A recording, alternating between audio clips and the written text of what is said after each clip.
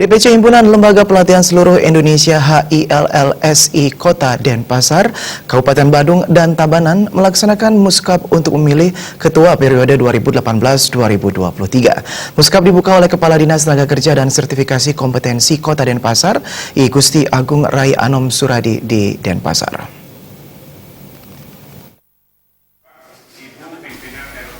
Himpunan Lembaga Pelatihan Seluruh Indonesia (HILSI) adalah sebuah organisasi yang berdiri sejak 26 Maret 1982 sebagai pemersatu lembaga pendidikan keterampilan LPK di Indonesia dan juga sarana komunikasi antar LPK.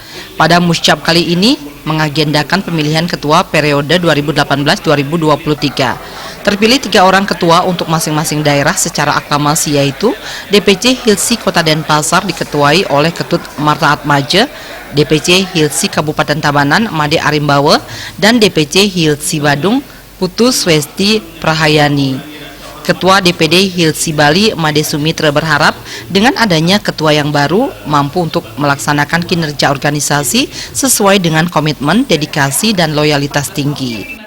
Tentunya mampu untuk melaksanakan kinerja organisasi sesuai dengan komitmen pengurus yang kami sudah sampaikan, di mana memiliki dedikasi dan loyalitas, tidak hanya sebatas slogan, akan tetapi ini menjadi kerja nyata, karena kami yakini bahwa organisasi ini kalau kita kelola secara profesional, saya yakin sekali bakalan membantu seluruh LPK yang ada di Bali, tentunya khususnya di kabupaten, untuk memberikan aspirasi-aspirasi yang pada nanti kami di DPD bisa memberikan aspirasi-aspirasi yang positif tentunya ke Ketua DPP. Sementara itu, Ketua DPC Kota Denpasar terpilih berkomitmen memajukan HILSI Bali, di mana selama ini HILSI tidak berjalan baik di Bali. Dirinya beserta pengurus DPC HILSI akan segera melakukan pendataan dan berkomunikasi dengan pemerintah dalam memajukan lembaga pelatihan menghadapi tantangan globalisasi. HILSI ini kan mewadahi suatu aktivitas pelatihan kerja. Nah, zaman sekarang vocational school ini, ya, training center ini kan sangat dibutuhkan dengan kemajuan teknologi dan globalisasi yang memang kita udah hadapi depan mata. Makanya kita melalui HILSI nanti memberi masukan-masukan kepada pemerintah sebagai regulator, ya, yang membuat peraturan, sehingga kami yang merasakan di grassroots, di akar rumput, apa sih yang terjadi.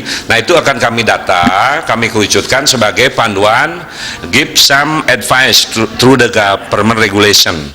Kepala Dinas Tenaga Kerja dan Sertifikasi Kompetensi Kota Denpasar, I Gusti Agung Rai Anom Suradi mengharapkan peran HILSI Bali mampu sebagai wadah yang mampu menjembatani kebutuhan LPK sebagai lembaga pelatihan kerja.